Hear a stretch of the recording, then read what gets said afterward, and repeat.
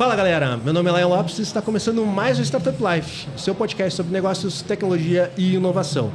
Está aqui na nossa maratona de podcasts durante a Gramado Summit e agora eu tenho uma grata satisfação de ter dois amigos aqui que o ecossistema me proporcionou para a gente falar um pouquinho sobre vendas.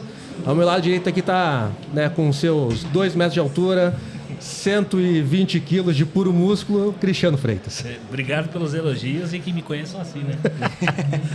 E aqui ao meu lado esquerdo, acho que vai ficar um páreo ruim. Com o mesmo 120 quilos, mas sem os músculos. Mas ao meu lado esquerdo aqui está o grande Theo Orozco da Exact Sales. E aí, Theo, beleza? Prazer estar com vocês aqui, cara. Coisa boa. Bora falar de vendas. O evento está sensacional. Daqui a pouco tô lá no palco. Coisa Isso aí. boa. A gente vai fazer aqui um pocket episódio, porque o Theo ele tem tempo para entrar no palco. Então não vamos enrolar, né, Cris? E eu vou te fazer já uma pergunta direta, Theo. Bora. A gente se tornou cliente Exact Sales. Sim. Baita plataforma. Coisa boa. A gente brincou, né? A gente tinha um desafio dentro do escritório, né? Que era um desafio do Lucas e o Theo. Era um embate de gigantes, 2 vendedores ali, né? Daí a gente brincou assim: Lucas, vamos ver quem vai conseguir vender primeiro um pro outro. Se é o Theo ou se é o Lucas. Vamos ver quem cede primeiro. Bom, foi o Theo. Aí ficou ruim pra ele, porque eu vendi pra TOTS, a TOTS dificulta um pouquinho mais a entrada. Não, cara, isso é maravilhoso. Eu falei assim, ele falou, o Theo é muito bom, aprendi pra caralho com ele, não sei o quê, papapá. E daí, Theo, o Theo já foi lá no escritório, deu uma palestra pra galera lá, super exclusivo, assim. E tu tem uma experiência fodida, assim, em vendas, né, cara? Uma coisa que eu, Lion, tenho sentido bastante dificuldade, e tu talvez seja o principal nome, assim. Cara, processos de pré-venda é muito complexo e eu tenho conversado com a galera que é difícil tu conseguir encaixar um SDR lá. A gente conversou isso também, né? Na Sales, vocês passam por isso também. Para serviço, cara. Porque muitas vezes para plataforma tem um formato, mas para serviço, assim, a gente encontra um pouco mais de dificuldade, não na ferramenta, não no processo definido, mas em pessoas focadas nisso. Como que tu vê lá na Exact, lá interno? Cara, eu acho que a maioria das vezes, na realidade, a grande dificuldade está nessa variável de processo, ferramenta e pessoas. Então, assim, se tu desenhou bem processo, ela está refletida numa boa ferramenta, as pessoas é que são a variável de maior dificuldade. Isso. E o que eu vejo, assim, é muito o mundo da moranguinha, até falo disso na minha palestra, né? Então, assim, o pessoal não querendo fazer microgerenciamento, não querendo ter metas extremamente fragmentadas, não entendendo que precisa de um plano de carreira, não entendendo que tu precisa de uma contratação ter skills específicas para essa pessoa que não é ela conhecer do teu mercado. Não é uma pessoa técnica. Tá. Eu vejo gente, por exemplo, que eu vou trazer... Cara, eu tenho nanotecnologia, biotecnologia, e os SDRs não são caras de nanotecnologia e biotecnologia. Eles estão sendo drivados por uma ferramenta, por um processo, e o que eles precisam ter habilidades que a gente chama de soft skills, ou power skills, como a Daphna fala, que é uma amigaça, foi diretora de vendas da Apple, da Nike. O que são essas power skills? Comunicação, proatividade, se a pessoa precisa ter uma resiliência muito boa, são habilidades comportamentais mesmo. Sim. Então, o que eu vejo é que muitas vezes a gente quer atribuir às pessoas o que deveria estar em processo de ferramenta. Uma vez a gente teve o Iaco, da Winnie by Design, um amigão que dá muitas vezes mentoria para as pessoas, para empresas que estão no clube, da Exact, por aí vai. E aí uma das empresas perguntou para ele sobre isso, assim, e ele falou, olha, ele perguntou sobre treinamento, sobre contratação e treinamento de pessoas específicas de um mercado técnico. Tá. E aí ele falou assim, olha, para mim, a tua pergunta já demonstra que tu está entendendo vendas de uma maneira errada. Porque a primeira coisa, quando você fala de treinamento, você não treina sobre aspectos de hard skill. Você educa sobre aspectos de hard skill. Você treina soft skills. E você contrata por soft skills. E era justamente o que esse meu cliente estava fazendo. Ele estava contratando por hard skill, ou seja, alguém muito técnico, treinando só a parte técnica, não treinava, não fazia um roleplay. Então, assim, o que é um roleplay? Pô, a gente vai aqui, eu e o Cristiano, e eu vou vender pro Cristiano, o Cristiano vender para mim numa parte do processo que ele tem dificuldade. Então, um contorno de uma objeção que ele tem dificuldade, ou eu numa ligação para fazer rapport, abertura de ligação. Isso é treinamento de soft skill. Sim. Então, o que eu acho que, assim, independente do mercado, se é serviço, se é produto, as complexidades são muito parecidas. Sim. Eu acho que o grande ponto para mim, de novo, quando a gente entende que a pré-venda não vai num aspecto super técnico, ela não vai numa profundidade, a gente faz contornos. Então você faz lá uma árvore de assuntos que você vai perguntar. Sim. Se quando foge, mas o meu às vezes foge desses assuntos. Tudo bem, você faz um treinamento de contorno. Eu também foge. Às vezes eu pergunto para o cara, você trabalha com marketing digital? Ele fala, não, eu trabalho com lançamento. Não está lá no meu... Vou te dar um exemplo. Não está lá no meu... Eu não consigo derivar disso. Aí o que ele faz? Pô, legal, então, lançamento já é uma coisa que foge um pouquinho daquilo que a gente está acostumado, mas o meu consultor técnico, ele já tem um know-how sobre isso também para te apoiar. Eu queria avaliar outros fatores para ti, eu vou continuar a extrair informações e eu vou dizer para ele aqui que ele tem que entender sobre e trazer sobre lançamentos. E aí o cara de vendas vai te trazer isso porque é um cara mais capacitado. Pode ser? Pode ser. E segue o baile. Sim. Então, assim, tu entende que é treinamento? Sim. Eu não preciso, e 90% das vezes, 90% das respostas vai ser as mesmas. Sim. É que nem objeção. 90% das objeções em venda são as mesmas, 90 e poucos, a Datatel aqui. Aham. E Eu gostei agora. o problema é que a gente fica olhando a exceção como regra. A gente Sim. fala assim, não, é que serviço... Aí tu tá olhando 5% entendendo que ele é 95%, entendeu? Tipo, Sim. você tem que tratar a exceção como exceção. Mas, assim, Cris, vamos eu brinco, né? Eu gosto de chamar o Theo, assim, e outros, né? Porque eu faço uma consultoria de graça. Assim. Falei, deixa eu aproveitar esse podcast aqui e trazer... Vai ser o melhor investimento que eu já fiz na face da Terra, foi criar o Startup Live. Já 180 e poucos episódios, já falei com uma galera muito boa. Mas, Cris, assim, eu e tu, a gente compartilha dessa mesma dificuldade que a gente conversa no privado, assim. Beleza, treinar a gente vai buscar, mas quem contratar, cara? Porque eu tenho dificuldade de contratar. Tu tem dificuldade de contratar para essa posição também? Sim, eu até ia me dar uma pergunta assim, o perfil, você falou algo que é interessante, porque quando a gente olha para o processo, e aqui você faz um momento de reflexão, né? Eu estava aqui recebendo uma consultoria gratuita, estava pensando no meu processo.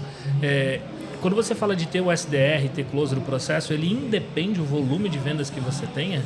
Eu acho ou tem que ter um volume, uma certa atração de quantidade de clientes? Eu acho que volume é uma das variáveis. Tá bom. Vou te dar exemplos, tá? Eu tenho clientes da Exact, por exemplo, que eles têm um addressable market fit, um mercado endereçável muito curto. Então não adianta ele achar que é na volumetria que ele vai ganhar um jogo de new name, de nova venda. Tá bom. Só que ele hoje é um SDR. Viu, Lucas? O Lucas está escutando lá. Só que hoje ele é um cara que ele vai fazer essa primeira venda. Então eu tenho dois, às vezes uma equipe menor para fazer isso acontecer. Ele vai ter que ter muita tentativa para conseguir abrir. Então talvez ele não tenha uma horizontalidade tão grande, mas ele tem que ter verticalidade. Ele tem que fazer muita tentativa de contato por muitos canais com cada um daqueles ali. E depois eu tenho uma outra equipe. Vou te dar um exemplo do projeto da Globo. Eu tenho uma equipe para fazer prospecção sobre a própria carteira. Então assim, é prospecção para pescar no aquário que a gente fala. Porque lá dentro, normalmente quando o teu addressable é pequeno, quando o teu mercado endereçável é pequeno, o teu ticket é elástico. Ok. Então, o que tu vai fazer? Tu vai conseguir prospectar na tua própria base para dar elasticidade e fazer cross-sell, upsell, ou seja, vender outros produtos, vender mais do que tu já vendeu e por aí vai. Entendi. Então, quanto menor, quando você fala do mercado endereçável, mais pensando como negócio, o cara tem que ter produtos ou ofertas diferentes, porque na hora que ele esgota a prospecção ativa, ele vem para dentro de casa e oferta de produto. Mercado pequeno, com ticket baixo e não expansível, é a fórmula do insucesso. Sim. Impossível. Por que um fundo de investimento, a primeira coisa que ela te pede é TAM, SAM e por aí vai? Né? Que é tamanho de mercado, e aí você começa a ter as derivações desse tamanho. Porque é isso que vai definir o quanto que você consegue ter de teto. Onde é que está teu teto? Ele é definido por duas variáveis. Teu tamanho de mercado e tua elasticidade de preço. Legal. Então são as duas coisas que vão definir o quanto tu pode ser grande ou o quanto tu não pode ser grande. Sim. Talvez a dúvida, até que a gente vende o mesmo serviço, né? Eu vendo a parte de serviço financeiro ou contábil para empresa de tecnologia. Então, eu estou dentro de um nicho. Dentro desse nicho, eu recorto de novo. Eu olho para empresas que já passaram por investimento ou que têm determinado tamanho. Então, dentro dessa estrutura, eu entendo quando o Lion fala de dor. Porque para onde eu busco, onde eu prospecto, onde eu abro. Então, vai ser responder algumas variáveis interessantes, assim. Mas é interessante, tá? Eu tenho clientes que têm... Vou te dar um exemplo, tá? Eu tenho clientes que têm mercados de 200 empresas. Tá bom. 200 e poucas empresas. Então, você para de reclamar que o mercado é pequeno. Hein? E qual é a dificuldade? Aí a gente fala de ABM, Account Based Market. Né? O que significa isso? Trabalhar quase que one-on-one, um a um, e não one-to-many, né? Então, só que o que acontece? Cara, trabalhar one-on-one, não adianta você achar que vai trabalhar isso sem volume. Que o volume não quer dizer que você vai ligar para um monte de empresa diferente nesse caso. Mas você vai ter que trabalhar por multicanalidades com o mesmo cliente. Então, você vai trabalhar com e-mail, WhatsApp, mídia social, ponto correio, telefone. Por aonde você tiver que trabalhar, você vai trabalhar com esse cliente. Sim. A questão é se aprofundar. É mais importante do que nunca que você se aprofunde nesse cliente. Então, assim, você colete muita informação para que você possa, de fato... Vou te dar um exemplo de um cliente da Exact, de novo, mercado financeiro. Esse cliente da Exact, ele entrou em contato com os clientes para entender qual é a melhor experiência que eles queriam. E ele descobriu que era jogar tênis com um super jogador de futebol. Enfim, não vou trazer porque senão não vão saber o case, tá? Vamos descobrir. Já sei quem que é. Ele é bem conhecido esse case do mercado. Mas assim, a moral da história, se ele não está descobrindo com o cliente durante o processo, ou seja, coletando dados, ele nunca saberia.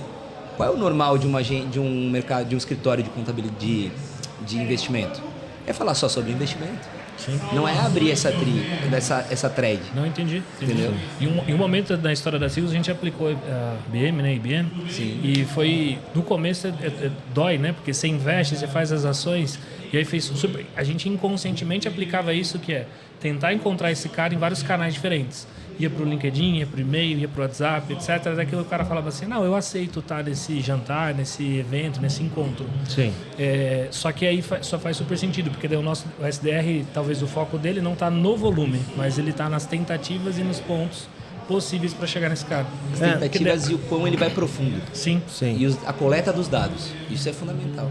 A IBM só funciona com dados. Não. É que nem o cara que quer me dizer que vai fazer growth, quando eu olho lá o cara não tem padrão. Né? Então assim, tu vai fazer growth no quê, filho? É a mesma coisa, a IBM só funciona com dados. Só se eu te entender muito bem, senão não tem IBM, esquece. Sim. Eu lembro que um dos grandes trabalhos que a gente fez era listar os tiers, né, que são as camadas possíveis. E aí, na época, tinha um colega meu, Luiz, ele era Sensidia, deve estar no Venshop, que é um dos caras que fala muito de IBM também. Ele falou, legal, agora é só a gente popular isso aí de dados. Eu falei, pô, mas eu não acho. Falei, tá aí a brincadeira. Esse é o desafio.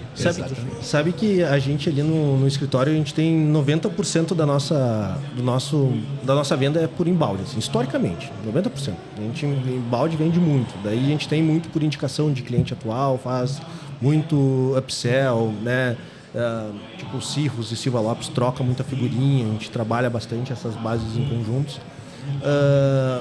E daí eu tava conversando com, não sei se tu conhece o Pedro Rosso da Docket. Cara, é um case gigante, fantástico, né? Uma legal tech enorme no Brasil, assim. E eles trabalham tipo com um mercado muito específico de análise de machine learning e computação visual com AI para análise de documento para departamento jurídico.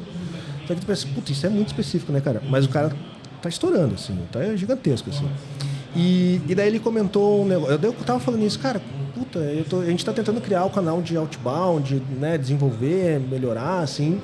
E daí ele comentou, cara, a gente usa um perfil, né, de que não é bem um SDR, mas é um hunter. E daí isso que eu queria perguntar para ti, assim, tem diferença ou no final é mais ou menos a mesma coisa? As nomenclaturas são SDR, Sales Development Rep. O que é esse cara? Ele pega a levantada de mão do marketing e ele vai fazer o que a gente chama de SAL, Sales Accepted Lead. Ou seja, ele vai entender se esse cara tem probabilidade de compra, quem é o vendedor ideal para vender, o que é ideal para vender. Essa é a função do SDR. Sim. Mas ele vem do marketing, então vem do marketing, vem passivo. Vem de canal inbound. Quando a gente fala de outbound, quando a gente fala de canais ativos, eles seriam o que a gente chama de BDR, seria o Business Development Rep. Por quê? Porque ele precisa entender um pouquinho mais do negócio do cara antes de ligar. O que a gente tenta fazer? Encurtar os processos para ele entender. Então, por exemplo, por isso que quando você usa lá na Exact, tem um resumo de quem é a empresa por inteligência artificial de atrás. A empresa é isso aqui, ele consegue buscar o decisor é esse, o e-mail dele está aqui, começa um processo. Por quê? Porque quanto mais eu encurtar essa distância, mais volumetria eu consigo fazer, que é fundamental para o BDR. O cara que é BDR, ele tem que ter uma volumetria mínima pelo simples fato de que a tua ligação, ela basicamente engaja 20% mais ou menos. Tá? Essa é a métrica, 10 a 20%. Ou seja, se o teu cara fizer 10 tentativas por dia, ele vai engajar 1 a 2 pessoas para começar a falar com essa pessoa. No final de uma semana, ele fez um agendamento. Sim. E não vai funcionar. Então, por exemplo, nas bases, a gente levantou bases estatísticas da Exact. A média mínima de ligação para empresas diferentes é 50 por dia. Mínima. Senão nem entra no jogo. A gente está falando de estatística, eu não estou falando de guru, não estou falando... Eu peguei dezenas de milhares de clientes, como a gente tem, e analisei o que estava acontecendo. Isso mesmo para B2B High Touch? Qualquer tipo de negócio. B2B High Touch, porque a única diferença é que não vão ser empresas únicas. Quando o teu mercado é muito pequeno, talvez ele recicle um pouco mais. Então, tu vai fazer 50 tentativas para pelo menos 20 empresas únicas. Entendi. Entendeu? Tu só vai mudar a composição dessas tentativas. Mas a volumetria é fundamental. Esse é o ponto. E eu gosto muito de falar que para você ganhar escala, O que é hoje muito importante? Que você tenha muitos touches assíncronos, ou seja, o que é assíncrono? E-mail, WhatsApp, não é igual a gente está fazendo aqui, que um tem a resposta imediata do outro. Sim. Esses touches assíncronos hoje, eles são muito personalizados. E a personalização, ela, primeiro, muito erro, segundo, mapeamento errado, e o terceiro, muito tempo despendido para escrever as coisas. Então, o que a gente faz? O que é a grande diferença, por exemplo, dos clientes da Exact? Eles criam clusters. Então, o que é isso? Cara, o cara já tem um escritório de advocacia ou de contabilidade, ele paga X, ele está insatisfeito, ele é um cara que é do simples, ele é um cara que é... Enfim, características dele. Isso é um cluster. Quando eu for comunicar com ele, eu não falo sobre como se ele não tivesse o escritório. Sim. Eu falo sobre as coisas que ele precisa. Vou mandar uma proposta. Não simplesmente mandar proposta. Eu entendi, a objeção dele é financeira nesse momento. Sim. Eu vou fazer um cálculo de payback durante a proposta para ele. Então, assim, ó, pô, o que você ganha, por exemplo, com insegurança jurídica que você tem hoje, que você vai, pô, qual é o teu passivo que tu deixa de ter? Quanto que tu pode ganhar numa negociação de um earn-out se tu tiver um cara que já é experiente? Em média, você multiplica tanto a possibilidade de múltiplos do teu... Sim. Enfim, eu vou trabalhar um discurso coerente com o que ele está falando comigo. Esse cara, ele serve como um gatekeeper, assim, né? No final das contas. Ele que vai definir quem entra, quem sai, quem evolui, quem entra, na verdade, e evolui dentro do funil, né? Sim. Eu gosto de falar que a maioria dos funis, eles são lojas de luxo na 25. Sim. Né? Você bota uma loja de luxo na 25, vai lotar, não vai vender merda nenhuma. Sim. Então, assim, a maioria dos funis de venda tá assim. Sim. Tem um monte de gente lá que tem probabilidade quase zero, que está ocupando o tempo do vendedor, e a merda é que o vendedor dá a mesma atenção pro Cristiano, que podia comprar de mim, e pro Lion ele não dá, que é um cara, e ele dá também, que é um cara que não vai comprar de mim. Sim, sim. E aí ele faz uma merda do atendimento pros dois. Sim. Entendeu? Então isso é muito perigoso nos funis. Mas daí esse cara, tu comentou assim, até pra gente ir encerrando aqui, a última pergunta que eu vou fazer pro Theo, pra não atrasar ele. Esse cara, tu falou assim, é muito mais importante soft skill do que muitas vezes hard skill. Sim. Só que a gente mesmo assim, a gente tem que ter um bom treinamento pra ele conseguir identificar essas dores e encaixar, né? Por isso que a resposta do Iaco foi aquela que eu te falei. Isso tem que estar em processos e ferramentas. Tu não pode depender de uma pessoa tomar essa decisão. Se ela que tomar, tu nunca vai conseguir um nível técnico suficiente para isso. E a segunda coisa que é muito importante. Ele tá feliz hoje, passa todo mundo. Ele tá puto da cara, não passa ninguém. E tu não pode ficar dependente do que é qualitativo. Na verdade, tu tem que entender as variáveis quantitativas e elas têm que ir para um software que vai chegar e vai tomar essa decisão ele. Sim, daí lá pro BDR ele vai ter um roteiro de perguntas com identificação das respostas. Checkpoints que ele vai ter um score ali. É isso aí. No mínimo isso. Amigo, acho que a gente vai ter que rever o processo. Mas o que eu estava falando sobre cluster e características, faz muito mais sentido. Porque você fala de um para um. Ô, Theo, tu não quer ser nosso BDR lá? Eu quero ser a ferramenta de vocês, eu já sou. Eu tô aqui, né? Eu vim pra consultoria, eu tô quase comprando, né? O stand da Exact fica logo ali. O Theo tem que tomar cuidado. O Theo é ligeiro, eu já peguei ele quase vendendo de novo pro Lucas ali. É isso. Tô expandindo. Aí, cara, Theo, muito obrigado aí agradeço, por vir participar aqui do nosso episódio. A gente continua o nosso papo aqui no jantar, o Theo vai participar do jantar aqui, então a gente continua um papo mais informal lá. E parabéns, cara, parabéns por vocês dois estarem transformando, porque são mercados ultra tradicionais, né? E eu acho que tem que ter bastante ousadia para sair, pensar de maneira diferente, pensar como é que pode usar prospecção diferente, qualificação diferente, eventos de maneira diferente. Então, assim, acho que tem muita oportunidade, é um oceano super azul, que eu acho que todo lugar onde tem pouca gente fazendo bem feito é um oceano azul. É isso que eu entendo como uma oportunidade, acima de tudo. Vai estar recadinho final aí. Então, para quem quiser aí conhecer mais o Theo, procura o Theo aonde? Cara, eu virei o que eu mais temia, um Instagrammer. Eu sei, eu vi isso. Theo Orosco, THIO-OROSCO. Beleza, quem quiser achar o Cristiano Freitas, encontra onde? No Instagram também, cristiano.ffreitas. Tô tentando pleitear só .freitas, mas ainda não consegui, mas vai dar. E quem quiser escutar minhas baboseiras, Lion Lopes _. É isso aí então, pessoal. É isso, valeu. Nos vemos no próximo episódio. Tchau. Valeu.